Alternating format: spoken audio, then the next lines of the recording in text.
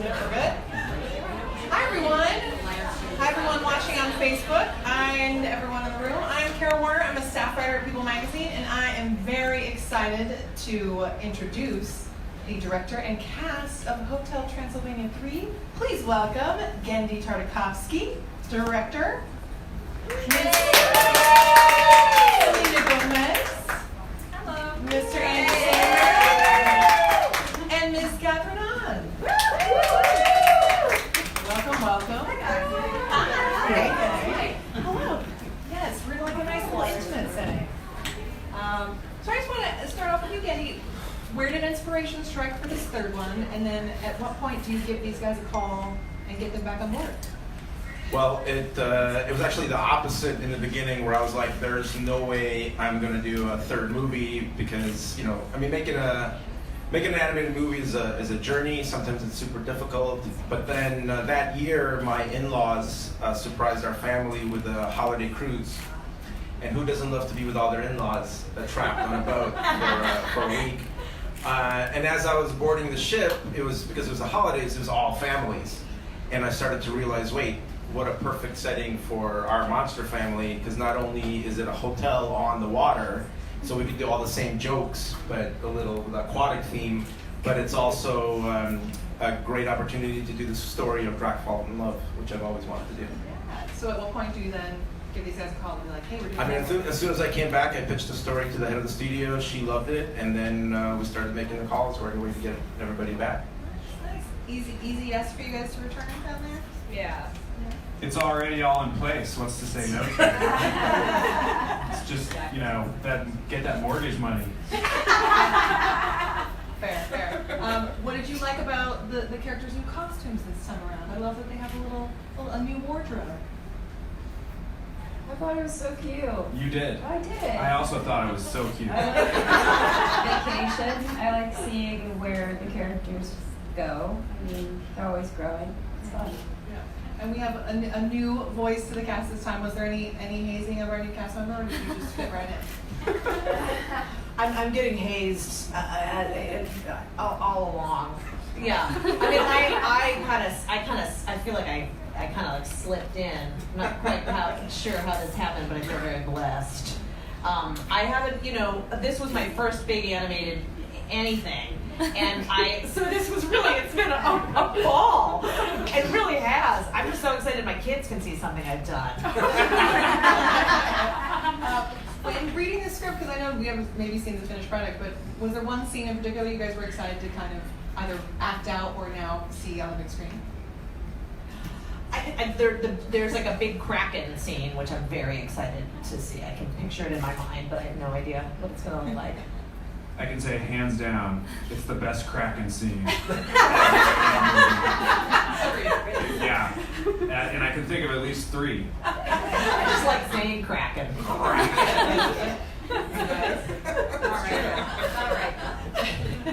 Well, I don't think it's a spoiler to say the Kraken is voiced by Joe Jonas. Oh! Did he call you?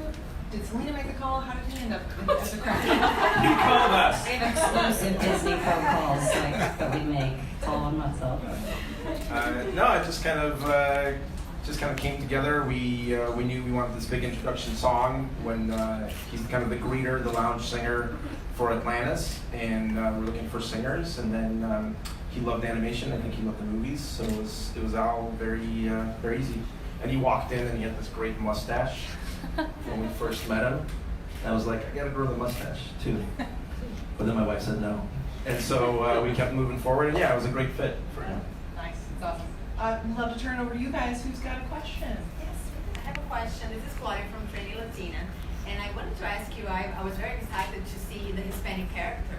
So I wanted you to talk a little bit about that decision, and why some of the characters were actually removed from the original idea. It's, because the movies now are international, we always want to put in more international monsters.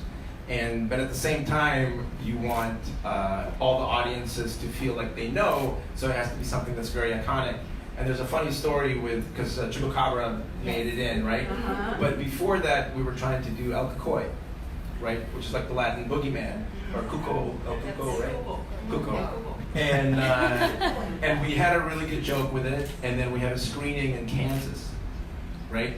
And then so you can imagine in the audience there was no Latin representation. What? And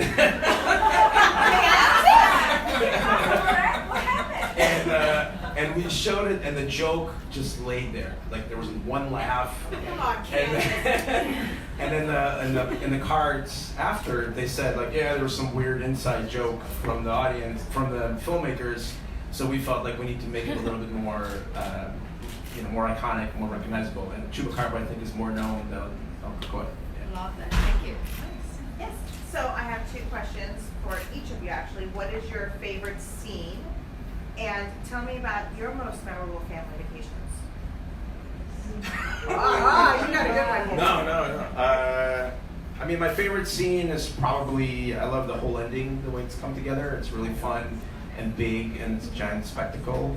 And actually, I think for family vacations, it's kind of more of a heartbreaking one, where when my kids were younger, I was like their best friend. Especially with my son, we'd always play together. I was his playmate. And then as he was going older, we went to Hawaii, and there were some other families were there with kids his age. And then all of a sudden, I'm like, ready, because this is like my time to spend, every day with him, 24 hours. And he goes, no, Dad, I'm gonna go play with my friends. And he kind of broke up with me, and it was really hard to, and it was like a big transition in my parental life where I realized, right, I'm not the friend, I'm now the dad. My life. Yes, 11. He just wants to sleep over at his friend's house all the time. No, let's play. Sorry. I think my favorite movie in this, is any. I'm excited to see the scenes with Drek are like romantic scenes. And then I think a family vacation. I grew up in Ohio, and my dad was always trying to like get the cheapest vacation going that he possibly could. So I remember in particular there was a ski resort in Pennsylvania in a place called, I think it was called Blue Knobs, Pennsylvania. And we would go there. We would go there in the summer. We took a road trip in the summer in a ski lodge. And there's a very, he thought it was hilarious. There's a picture of all of us on a what are the things that you all get in? Ski lift. A ski lift. A grounded ski lift. In the middle of the summer, like all of us sitting there so annoyed. And and he thought it was so charming and hilarious. And I think the hotel rooms were probably like $30 a night. Off season. And we all, of course, thought Blue Knobs was a hilarious name for a ski resort. Right? Because we're so mature. I think my favorite scene would be between Mavis and Dracula when she kind of has to let go of her dad, because it's ironic to me. I'm in the opposite end of the spectrum, where it's having my family be so close and then me doing my own thing, and then the older I get, the more I want to take care of them or think I have a right to have an opinion, and that's kind of hard. I think for a kid, for a daughter, I found that very sweet because she wants the best but doesn't want to lose her dad. Oh, and I never went on vacations with my family. But we would drive to San Antonio for the San Antonio Spurs game, so that was. That's a vacation. That was. I loved it. So I got to see That where. is not a vacation. I really liked basketball, and then I got to sit in the river where Selena, Quintanilla, you know who she is? Yeah. Do you though? Everyone does. Okay, just checking. Anyhow, I got to. There's a famous scene. It's fine. I go there. Well, no one cares what I think after all that. The Gremlins, I like Gremlins, so I like the Gremlins scene. And then we would go to the beach. Let's move on.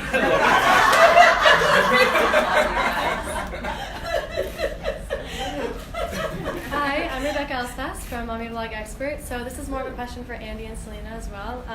So you were mentioning about the father-daughter relationship. So as we see that relationship evolve between Mavis and Dracula, once Dracula zings with Erica, it kind of gets concerning, and she's worried for him. So what message do you think that Mavis is trying to tell with regards to the father-daughter connection? And how did you get that inspiration to embody that between the father-daughter and the family. What did I know? I feel like it's for you. Okay. Yeah. Both. I think what Mavis is trying to do is be overprotective. I feel that from both ends, from parents and from children.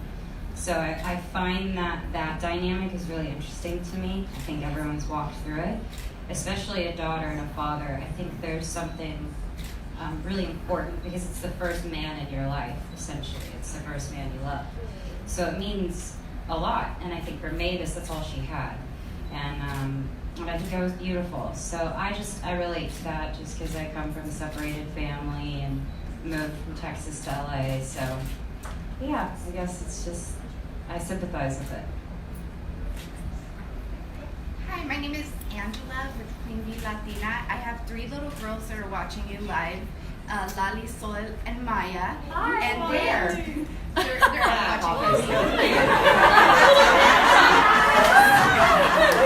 An entire network, right?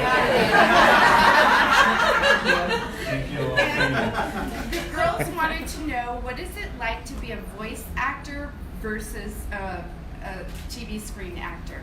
Okay. Good question. That is a great question. I love being in my pajamas, and I love not having anybody look at me, so that's really fun. The difference when I am on screen, I gotta eat better, and I've gotta act with my face, which apparently I have a very expression-full face. I don't know what that means, but my name always says that. Yeah, I think the difference is pretty great. You get to relax more in one, and the other you're having fun, and you're on camera. Yeah. Love you guys. Julie Nichols from Twiniversity. First of all, I want to know the scenes with the werewolves dropping off their kids at the play place on the ship. Were you following me and my husband and our twins with a hidden camera? Because I very much related to that scene. But besides that, I was actually really surprised and delighted at near the end of the film with the whole theme of, how we are really all the same deep down, and that it's so important to, not, disclude somebody or want to hurt someone because of who they are and in this climate that we are in today. Could you please speak to that? We never want to be too heavy-handed, because I don't want to, talk down to anybody. But I think it's part of the, the franchise of Hotel Transylvania that it's always about acceptance, And so I think for this one, it was kind of the reversal of where there's people who hate monsters, and we know they hate monsters. And then as Erica's trying to kill Dracula, she's kind of realizing what an amazing person he is, and that he's actually just as human as she is. So it was our kind of subtle, but sometimes when you're more subtle, it's bigger, plays bigger and better. And so that was kind of the goal. But thank you. Yes. Hi, Susie from Happiness Moments. I just wanted to know, were there any Easter eggs in this movie? Easter eggs. Are you allowed to say if there I don't know are? what that means. It's like clues? Surprises. No, there's little homages to stuff that have inspired me through my career. Like, actually, the shoes that Drac is wearing are the shoes from the vacation movies. The white leather patent loafers. Because that's one of my favorite. I love that crap. And so, so that's. But yeah, usually there's not a lot more of that type of things. Okay. Anything like little homages to the first couple films? Yeah. No. Well, the characters have the same faces. Man, that's great they carried that through. Does this one is yeah, look out. Right. Hi, my name is Tegan, and my question is, what is your favorite positive song from the movie at the end, and what's another song that makes you happy? Kathryn, what's a song that makes you happy? Oh, my daughter was just in West Side Story. Oh, and any song from that musical makes me happy. Makes me want to cry. I love that musical so much. So I'd say it's the best. Neck tears, that expression. When you cry so hard, you have tears on your neck. Neck tears. I love all the music from the movie, but a song that makes me really, really happy is "This Is Me" from The Greatest Showman. I don't care what mood I'm in, or who said who, or what just happened. It makes me so happy, and it makes me feel good about who I am, and it's amazing to blast in your car. Do you sing along when you listen to it? Very loudly. Yeah. I had a hunch. Gandhi, you got a song that makes you happy, man? It's an odd one, but it's "Moonlight Feels Right" by Starbuck. Yeah. Yeah, there's something about it that it just, whenever I'm stressed or sad, I play it, and it's just happy. I don't know. It's weird. Nice. Yeah. How about Yourself? What about you? You know the Knight Rider theme song? It was a television show in the 80s about a car that could talk. Well, I'm letting her know. It's a very synth-heavy theme, and yeah, it makes me want to just bug out and just go off, you know? Just live it. And anyway, so you can check that out on YouTube. And Kara, we have 2 questions from our people, Facebook viewers. Yay. One is from Edward Sanchez, and he wants to know what characteristics you share with your characters, if any. I mean, looking at my character, I can't see any similarities. Other than I maybe can. Don't say nose. Don't you say nose. Don't you? It's the nose. My hair is short, definitely physical-wise, but I can be a bit much sometimes. I think she always likes to take care of everybody, and yeah, she's kind of just all over the place. Being unconventional, I relate to that. I'd say I'm a little bit of I've got a touch of OCD, as Erica would as well. I like being a cruise director, would be in my, I would say. And then, Just this say is... real quick, you also provided a voice. I don't know if you want to, not that you would identify with the character's voice, but. Well, I do voice Blobby, and I do feel jiggly. I move sometimes, so there's similar characteristics. Can you give us a little taste of Blobby? Yeah, give us a little Give us a little Blobby. It's I don't want to, you know. Yeah. Exclusive. And then there was a question from Kathryn Hahn for Selena, and she wanted to know if your Gracie, I believe is your sister, if she's seen any of the films. Oh, that's so sweet. Yes, actually, she's seen all of them, and she'll be seeing this one as well. She's my little angel. I love her so much. Unfortunately, that's all we have time for, but I have to thank the cast and thank you so much for being here. The movie comes out July 13th. And Friday the 13th. Yes, and if you want to see it early, there's Amazon is doing a special set of early screenings, so check that out to find out where they are near you. Anything else? Any other closing comments? No, thank you. Thank you. Keep your old moms in here.